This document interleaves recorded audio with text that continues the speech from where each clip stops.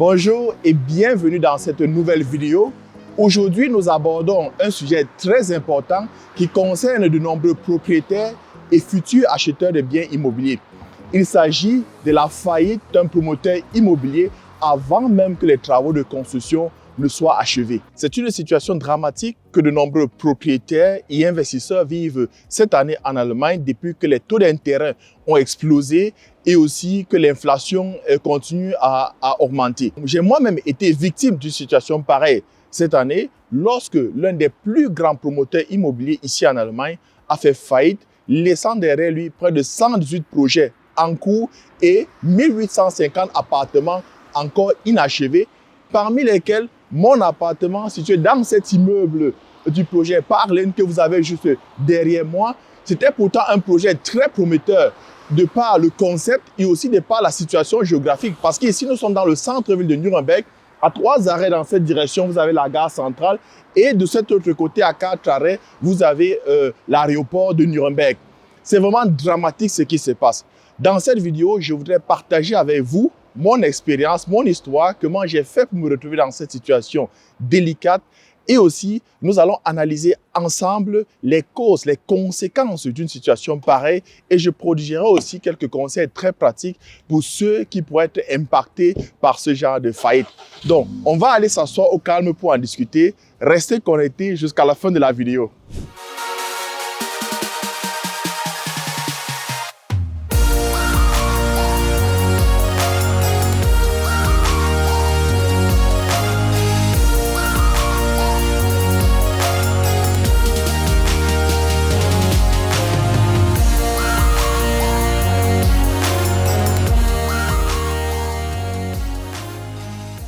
Bonjour et bienvenue sur Immogizer, je suis Séverin et cette chaîne est dédiée exclusivement à l'univers fascinant de l'investissement immobilier en Allemagne. En tant qu'investisseur passionné par l'immobilier en Allemagne, je partage ici à travers cette chaîne Immogizer mes expériences, des conseils et des perspectives captivantes sur le secteur immobilier. Donc si les sujets tels que les investissements immobiliers, les stratégies gagnantes, des astuces précieuses pour la rénovation immobilière, ainsi que tout ce qui touche à la vie d'un investisseur immobilier t'intéresse, alors sache que tu es au bon endroit. N'oublie pas donc de t'abonner à la chaîne, d'activer la cloche de notification pour ne rater aucune vidéo et surtout de partager massivement mes vidéos autour de toi.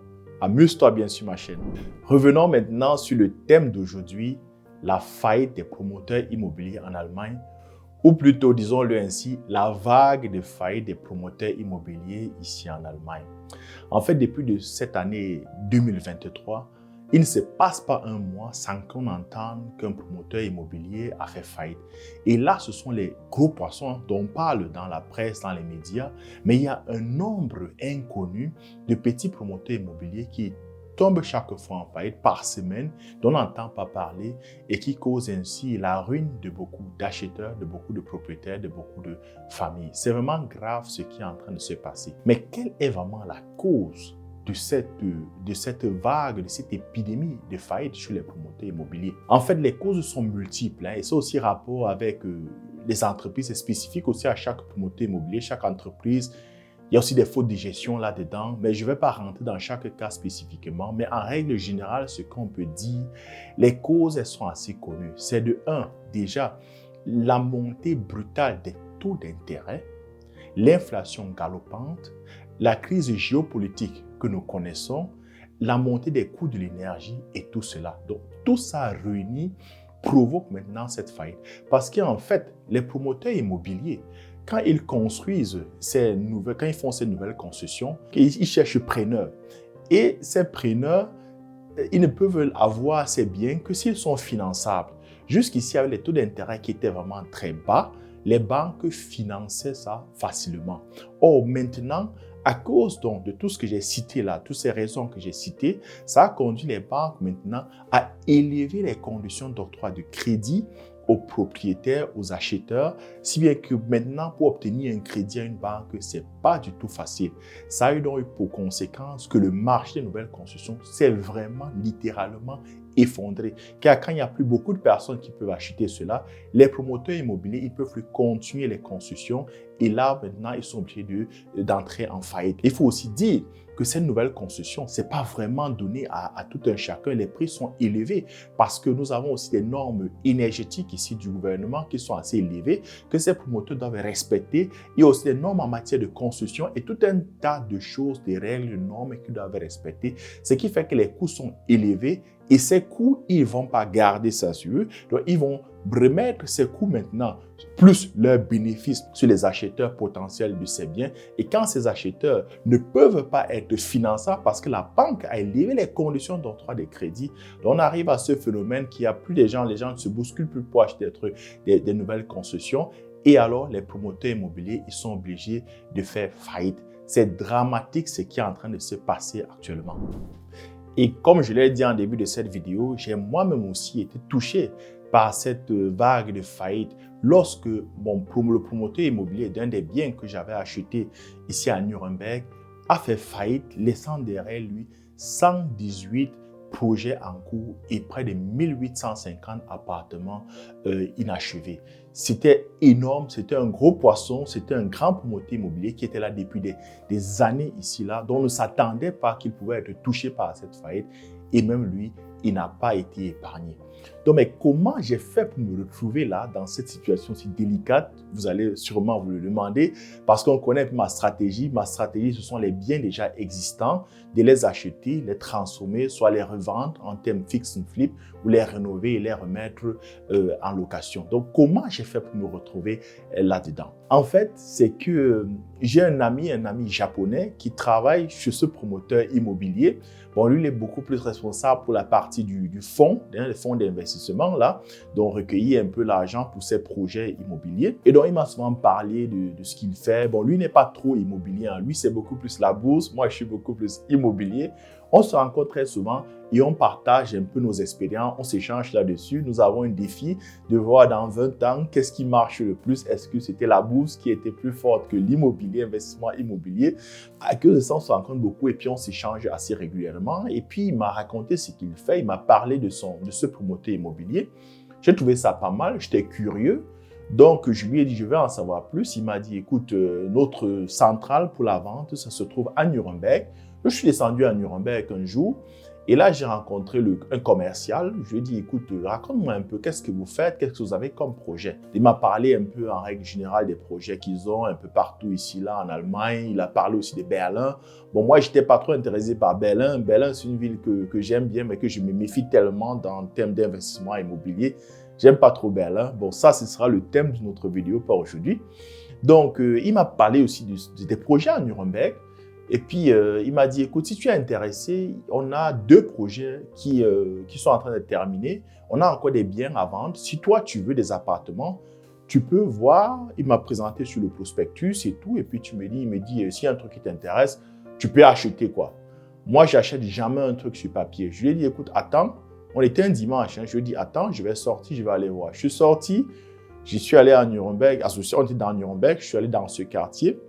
J'ai visité ces 2 biens, c'était en 2 quartiers différents. J'ai visité le coin, l'extérieur, parce que moi, c'est ce qui m'intéresse toujours, l'emplacement. L'emplacement est déterminant pour votre investissement immobilier. Donc, je les ai visités. C'était pas trop terrible le coin. Je me sentais pas à l'aise. Je suis revenu, je lui ai dit, écoute, non, moi, je ne veux pas, ça me dit rien. Mais est-ce que tu n'as pas un projet ou un truc futur qui va démarrer bientôt à me proposer? Et là, il me dit, attends un peu. On a un projet, ce n'est pas encore en vente. On est encore en train de discuter parce qu'il faut acheter le terrain et tout. Et il faut encore des autorisations de la mairie. Il y a toute la paperasse qui est en train d'être faite. Mais bon, ce sera dans ce quartier. Voilà l'adresse. Si tu veux, tu peux regarder. Si ça t'intéresse, bon, dès que c'est prêt, je te fais signe, tu peux acheter. Je lui dis, écoute, l'adresse, c'est comment? Il m'a donné l'adresse. Je lui dis, attends encore un instant. Je suis encore sorti une fois de plus. J'ai pris ma voiture. Je suis allé dans ce quartier. Et puis, j'ai regardé le secteur. J'ai un peu tourné comme ça. Je suis revenu. Je lui ai dit, j'achète.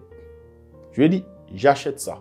Parce que j'ai vu le coin, je dis waouh, ça c'est exactement ce que je veux. Ça c'est l'emplacement idéal pour faire du business, quoi. Et là, on était un dimanche, j'étais capable de lui dire un dimanche, je lui dis j'achète Et je l'ai fait, quoi. Donc, quand on s'est séparés, il me dit, écoute, la banque et tout, je dis, il n'y a pas de problème, moi, je vais régler tout ça, mais je te dis déjà, tu peux réserver pour moi, j'achète. Mais pourquoi, qu'est-ce qui m'a vraiment convaincu, quoi? Qu'est-ce qui m'a convaincu avec ce bien de savoir que, waouh, il était si bien pour moi et que c'était une très bonne affaire? En fait, ce qui m'a vraiment convaincu et me poussé à me décider rapidement, c'était l'emplacement. Et donc, je voulais vous faire part un peu de ça, de cet emplacement. Vous allez le voir pour comprendre un peu.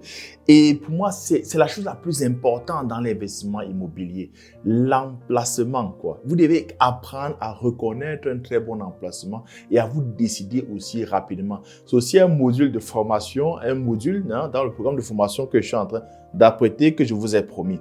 Donc, si on regarde ici, là, si vous regardez ici, là, vous avez la ville de Nuremberg. Donc, vous avez tout ce grand truc, ça c'est Nuremberg ici.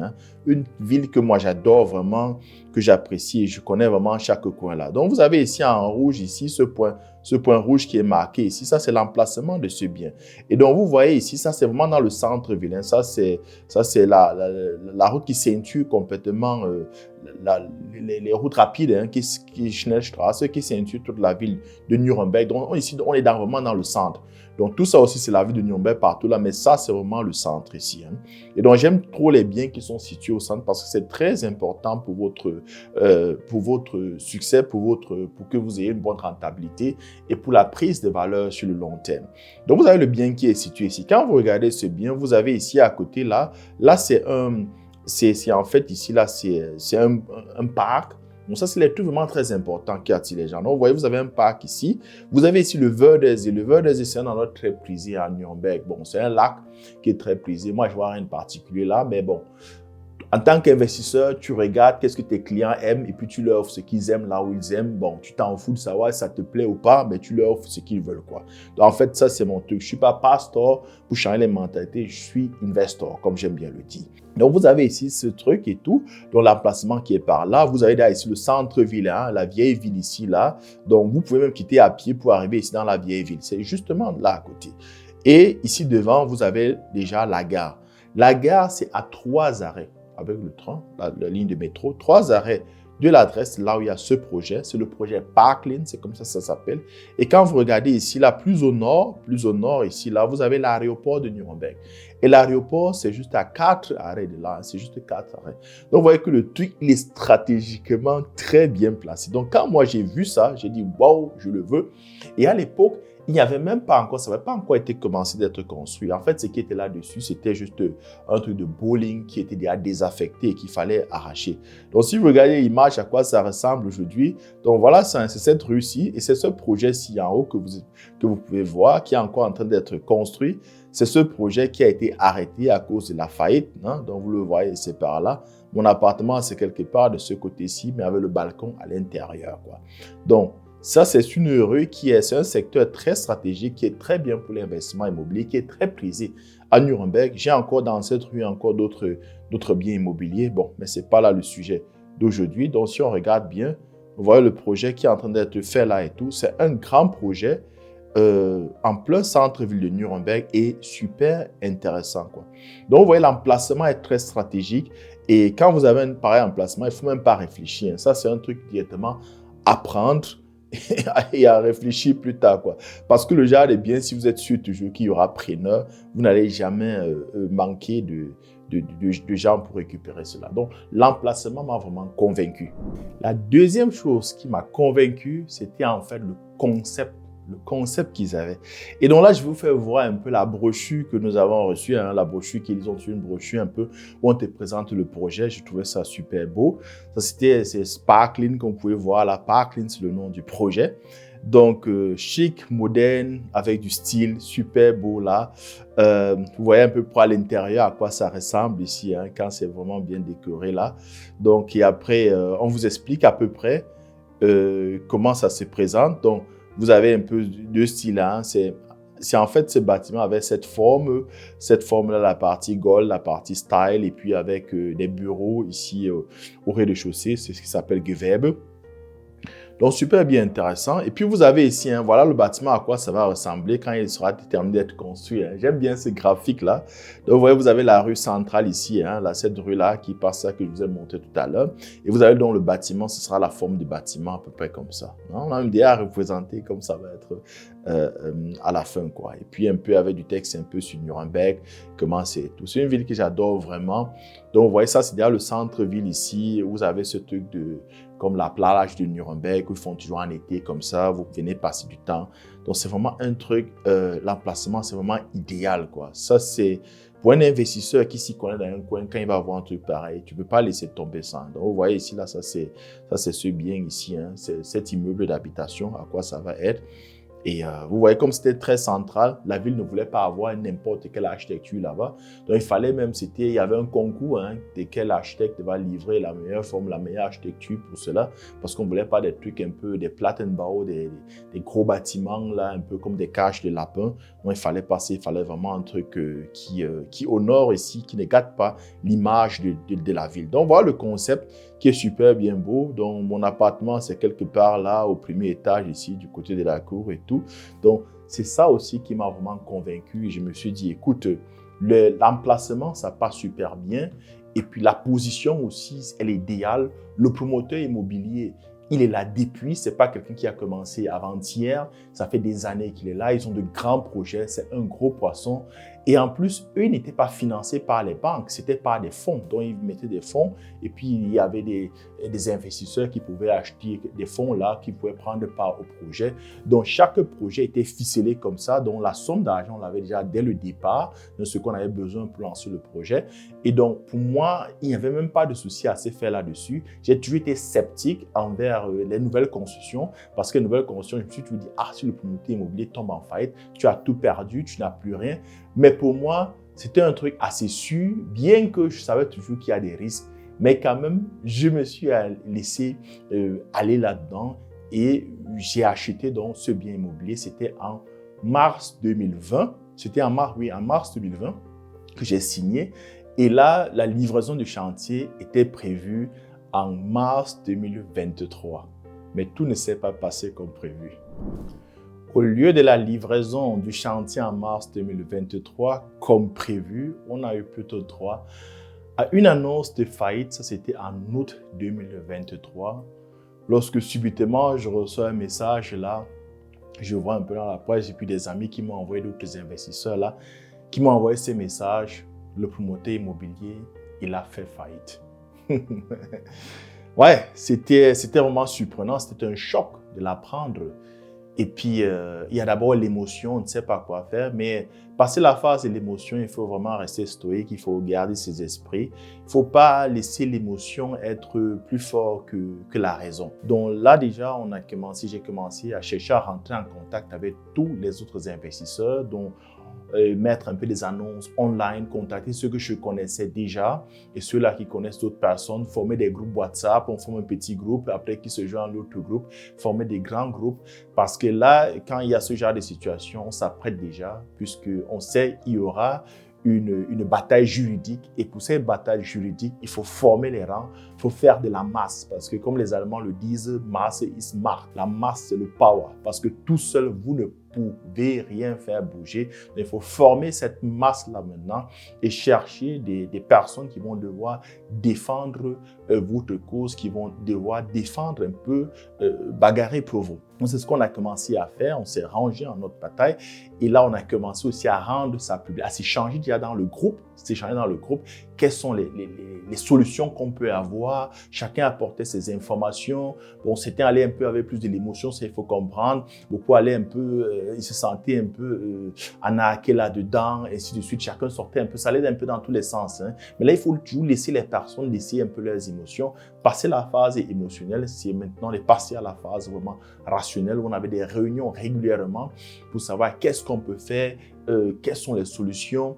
Et puis, on s'est décidé maintenant d'alerter l'opinion publique et politique aussi, donc de toucher tous les leviers qu'on pouvait avoir pour qu'on nous entende et que ce truc ne soit pas, cette situation, ce problème ne reste pas seulement notre problème, mais que ce soit rendu public et qu'on ait de l'assistance, du soutien par tous les moyens, tous ceux qui pouvaient nous soutenir. Donc là, on a commencé donc à toucher les politiques, vu que c'était aussi la période électorale ici au Bayern. Et vous savez, le business et politique, ça va toujours ensemble. Vous ne pouvez pas un peu dissocier les deux.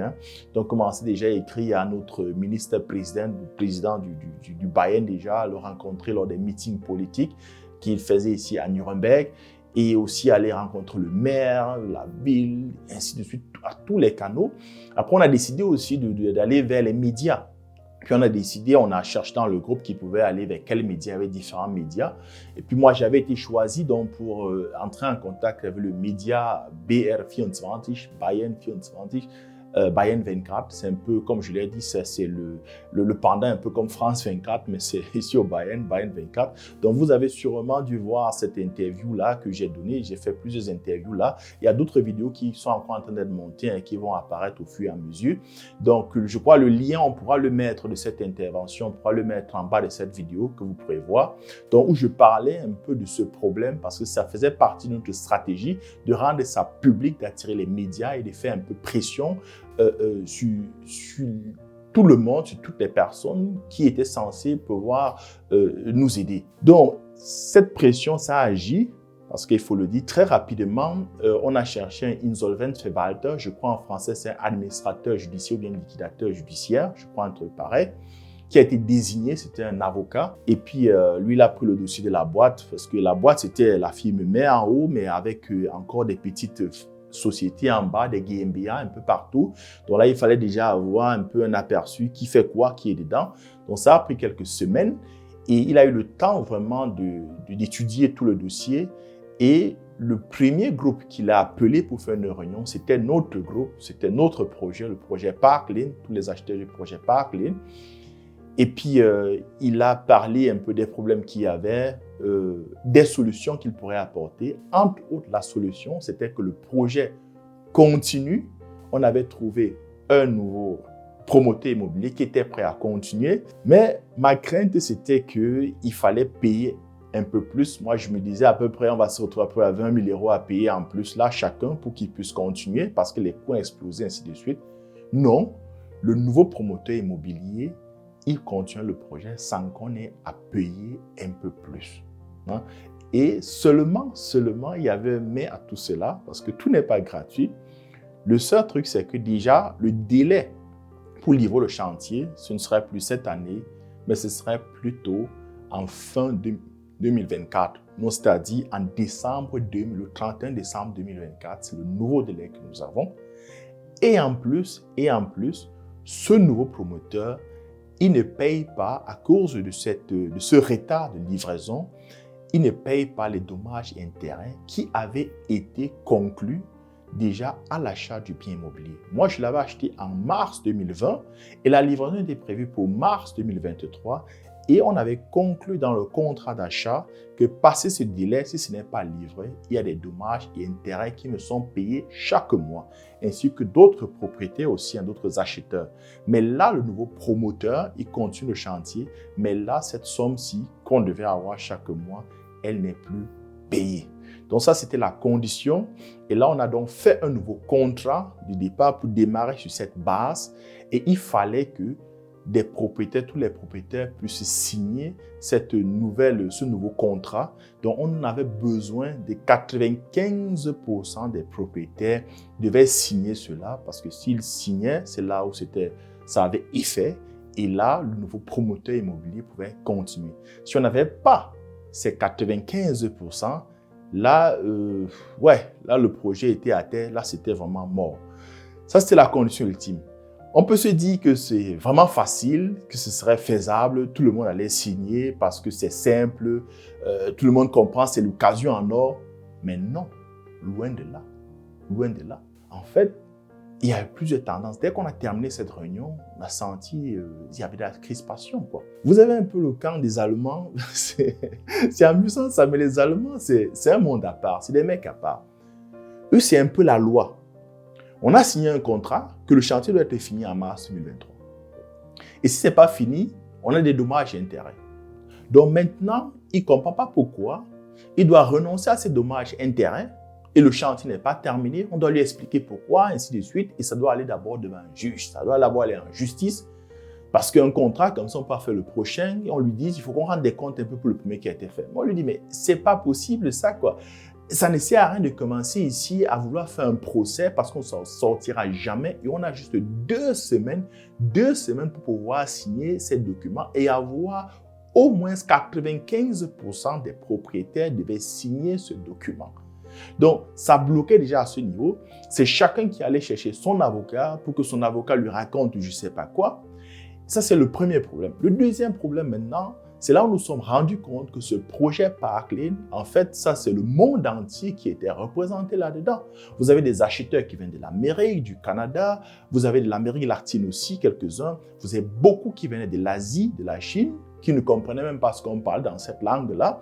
Donc, voilà pourquoi on a créé des grands groupes WhatsApp avec des sous-groupes de différentes langues, du chinois, je ne sais pas, anglophone, et des différentes langues. Et aussi, essayer de toucher les personnes qui n'étaient pas dans ces groupes, parce qu'on n'a pas pu avoir toutes les personnes, essayer de les toucher à travers différents canaux, à travers TikTok, à travers des canaux un peu des médias un peu qui sont assez répandus dans ces pays-là, pour essayer de toucher le maximum de personnes. Mais on ne pouvait pas avoir beaucoup. Car il y avait des personnes, par exemple, qui venaient de la Russie, qui avaient des investisseurs russes, mais qui étaient un peu difficiles d'atteindre parce qu'à cause du contexte géopolitique, tous les canaux ont été coupés de ce côté, mais on avait aussi besoin de leur accord pour que ce contrat puisse passer. D'autres étaient déjà partis dans d'autres pays, je ne sais pas, il y avait certains qu'on est parti chercher en Égypte, là, par hasard, qu'on a retrouvés. Et on n'avait pas les données de toutes les personnes. Et vous savez, ici en Allemagne, il y a ce problème de la protection des données. On n'a pas accès à ces données. On a essayé de voir le promoteur immobilier pour qu'il mette à notre disposition les contacts des acheteurs pour que nous puissions nous-mêmes les contacter de manière active. Mais là, ce n'était pas possible. Car le promoteur immobilier dit qu'il n'a pas le droit de nous donner les données, mais il va s'en occuper lui-même pour pouvoir les contacter. Oh, vous savez, on vient de mettre la clé de faire faillite, le promoteur vient de faire faillite. Les employés savent qu'ils ont peut-être 1-2 mois et puis ils sont renvoyés au quartier. Vous pouvez imaginer un peu leur motivation, la manière dont ils contactent les gens à travers le monde.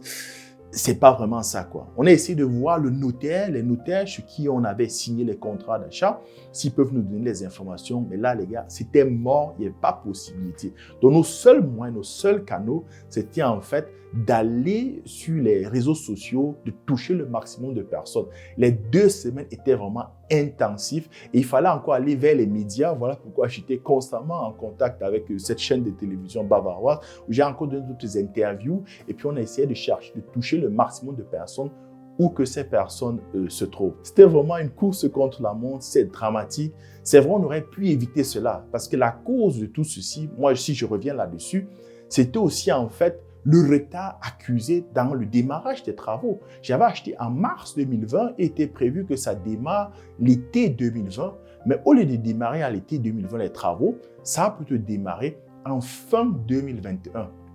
Entre autres, c'était la crise sanitaire. À cause de la crise sanitaire, ça mettait long pour avoir les autorisations, pour avoir, je ne sais pas, tout ce qu'ils avaient, tout ce qui est administratif là derrière. Et même quand ils ont eu, il fallait démarrer le chantier, il fallait d'abord casser ce qui était là, il fallait creuser un peu le souterrain pour faire le garage. Là, il n'y avait pas la main d'œuvre, il y avait juste, il ne tournait pas à plein. Les restrictions sanitaires ne permettaient pas de tourner à plein régime. Et après est venu s'ajouter un peu le manque des matériaux, la supply chain qui était cassée à cause de cette crise sanitaire. Donc, tout ça s'est enchaîné et donc est arrivé à cette situation-là. Mais donc, après 2 semaines, nous avons réussi à réunir 95% des signatures et donc l'accord a été conclu. On a maintenant un nouveau promoteur immobilier qui a récupéré le chantier et qui continue sans qu'on ait à mettre un seul euro en plus là-dessus. Maintenant, que retenir de cette situation malheureuse, mais qui est en train de... Le déroulement maintenant est assez positif, ça il faut le dire, bien que ce n'est pas encore terminé. Déjà de 1, pour moi, n'investis pas dans l'immobilier quand tu as faim ou quand tu as commis des péchés financiers, un peu là dans le pays d'origine, la porcherie, les immeubles, les gros terrains qui n'ont pas fonctionné, qu'on a arrachés, et puis tu es empêtré dans les crédits de consommation, les gros mariages, la grosse bagnole et tout ça, tu as fait ça, tu te retrouves un peu ici avec les dettes un peu qui te menacent un peu de te noyer, et puis tu décides maintenant de te lancer dans l'investissement immobilier parce que l'investissement immobilier doit te donner beaucoup d'argent pour laver tes péchés que tu as commis. Non, non, non, non, n'investis pas dedans, tu vas te faire très mal. Parce que si j'avais investi là, si j'étais dans cette situation, c'est que je n'allais pas pouvoir m'en sortir. C'est qu'au lieu d'une faillite, on aurait eu droit à 2 faillites, le promoteur immobilier qui est en faillite et puis moi-même qui suis en faillite. J'avais prévu déjà qu'en mars 2023, ma stratégie, c'était que dès mars 2023, c'est terminé. Je fais du meublé là-dedans, c'est dans le centre-ville de Nuremberg, le truc il est super, je peux avoir une très bonne rentabilité là-dedans. J'ai le locataire là, il rembourse donc mes crédits. Donc j'avais déjà calé même le financement tout par rapport à ça. Mais depuis là, rien. Donc, par mois, ça fait plus de 1000 € qui sortent chaque mois parce que là, tu as le taux d'intérêt à rembourser, tu as le taux de remboursement qu'il faut rembourser. Et en plus, il y a encore une somme que beaucoup oublient. C'est en fait ce qu'on appelle en allemand le Bereitstellungszinsen. C'est un peu le taux d'intérêt de mise à disposition des capitaux. Parce que la banque, quand vous dites que je vais financer, j'ai besoin de telle somme pour une nouvelle construction, disons une somme de 100 000 €, de ces 100 000 € ce n'est pas payé en une fois comme peut-être quand vous achetez un immobilier existant. Quand vous achetez un immobilier existant, c'est OK, les conditions sont réunies, le notaire dit vous pouvez faire le transfert de l'argent, vous allez voir votre banque, la banque, et puis elle transfère directement toute la somme. Mais là, comme c'est de nouvelles constructions, c'est défini déjà dans le contrat d'achat chez le notaire, c'est quelle somme doit être payée quand. Parce que ça se paye étape par étape, quoi. Dès que cette étape a été achevée, il y a telle somme qu'on doit payer, tel pourcentage qui doit être payé, ainsi de suite, jusqu'à la fin. Donc, la banque a toujours ses sous en elle et quand une étape a été atteinte et certifiée par un organisme indépendant comme la TÜV et tout, donc quand ça a été certifié, on vous envoie la lettre et cette lettre, vous faites suivre à votre banque et la banque décaisse ce montant qui est prévu dans le contrat devant le contrat d'achat du bien. Qu'est-ce qui se passe quand le promoteur immobilier tarde pour livrer le chantier? C'est que la somme reste chez la banque et la banque vous fixe un délai que jusqu'à ce délai, il faudra déjà avoir retiré tous ses capitaux. Sinon, sur ces sommes qu'elle garde chez elle, elle va vous calculer un peu un taux d'intérêt là-dessus, taux d'intérêt de mise à disposition. Parce que ce capital que la banque a, c'est comme je peux dire, on appelle ça tout ce capital. C'est un capital mort. La banque ne peut pas utiliser pour autre chose. Elle l'a dans ses caisses, elle ne peut pas investir, ça traîne là-dessus. Alors, elle vous calcule un taux d'intérêt. Donc, vous voyez, tout ça mélangé, ça fait que chaque mois, il sort plus de 1000 €. Imaginez un peu si j'avais des problèmes financiers, un peu que je venais là dans l'investissement immobilier parce que je voulais résoudre des problèmes financiers, je n'allais pas pouvoir m'en sortir. Donc, il faut aussi dire qu'il y avait d'autres investissements que j'ai, ça compense cela, si bien que ce n'est pas assez grave. Donc, si vous voulez investir dans l'immobilier, évitez d'avoir faim. Arrangez-vous à ne pas avoir des problèmes financiers. Arrangez-vous à avoir des réserves solides pour parer à toute éventualité, à des faillites pareilles, des situations pareilles inattendues. Le deuxième point maintenant, je vous déconseille fortement les 3 prochaines années d'investir dans les nouvelles constructions ici en Allemagne. La situation est vraiment tendue. Le marché des nouvelles constructions s'est effondré. Je cause avec mes banquiers, ils me le disent. Quand un promoteur arrive là, il veut financement et tout, les banques ne sont plus prêtes à donner des crédits. Et même quand elles donnent des crédits, elles donnent à des taux d'intérêt vachement élevés parce qu'elles considèrent cela que c'est un très grand risque.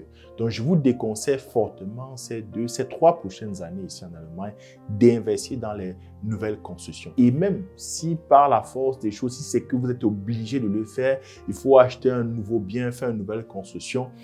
En fait, prenez la peine vraiment d'étudier le promoteur immobilier. Ça fait combien d'années qu'il est sur le marché? Regardez un peu son historique, quels sont ses faits d'armes, combien de projets il a déjà fait, est-ce qu'on est satisfait, quels sont les clients qui ont acheté chez lui ou bien pour qui il a construit. Essayez de rentrer en contact avec vous, vous devez faire vraiment un bon travail de recherche. Car la tension est très grande sur le marché et le risque de faillite est très élevé. Et même s'il ne tombe pas en faillite, la réalisation, la qualité des travaux, c'est vraiment misérable. Ça, c'est un gros problème. Et donc, vous serez constamment à lui courir après ou aller devant les juridictions pour pouvoir régler, pour pouvoir avoir raison. Et le promoteur immobilier, à tout moment, il peut faire faillite, il ferme la société et puis c'est terminé pour vous. Donc, je vous déconseille fermement de vous lancer dans le marché des nouvelles constructions ces 3 prochaines années. Et même, comme j'ai dit, si vous le faites, regardez déjà le promoteur immobilier, son historique. Peut-être aussi chercher des assurances, parce qu'il y a des assurances qui vous, en cas de faillite un peu, qui vous couvrent, si bien que vous ne perdez pas tout votre argent. Mais ces assurances aussi vous coûtent quelque chose. Le 3e point à noter, apprenez à diversifier vos investissements, à adapter vos stratégies en fonction du marché. Car, comme on le dit souvent, on ne met pas tous ses œufs dans le même panier. S'il vous est arrivé par le passé d'acheter des nouvelles constructions et tout s'est bien passé, le promoteur n'a pas fait faillite, ne prenez pas ça comme une règle et vous continuez à acheter de nouvelles constructions. Surtout si vous rencontrez des commerciaux à la langue mielleuse, ils vont vous raconter qu'il faut remplir votre portfolio de nouvelles constructions parce que là, vous êtes assuré que les 30 prochaines années, vous n'aurez plus de rénovations à faire, tout est super top, ainsi de suite. C'est vraiment un grand risque que vous prenez actuellement. Vous courez le risque de tomber sur un promoteur immobilier qui va faire faillite et qui va aussi vous entraîner dans sa chute. Donc, apprenez à diversifier. Le marché des nouvelles constructions a chuté en Allemagne. C'est comme ça, c'est vraiment tombé à l'eau.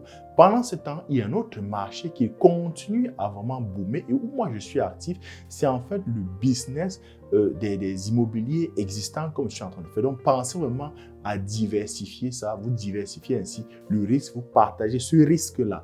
Vous ne l'avez plus, vous ne l'avez pas parce que vous l'avez quand vous concentrez seulement sur un seul type d'investissement, sur un seul type de stratégie. Le 4e et dernier point, restez le plus légaliste possible dans ce genre de business.